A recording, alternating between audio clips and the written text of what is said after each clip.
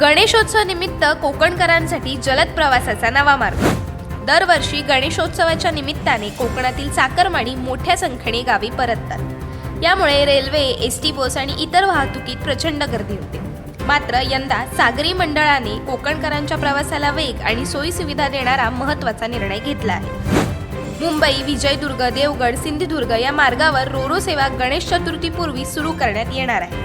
त्यासाठी विजयदुर्ग जेटीत सुधारणा तसेच माझगाव येथे पायाभूत सुविधा उभारणीचे काम वेगाने सुरू आहे। हे काम 20 ऑगस्ट पर्यंत पूर्ण करून तात्काळ चाचण्या घेण्यात येणार आहे। M2M कंपनीची रोरो बोट मुंबई ते विजयदुर्ग दरम्यान धावणार असून दिवसाला 2 फेऱ्या होणार आहेत। फक्त 6 तासात मुंबईतून कोकण गाठता येणार आहे। या बोटीतून एका वेळी 50-60 चारचाकी वाहने आणि 400-500 प्रवासी प्रवास करू शकतील।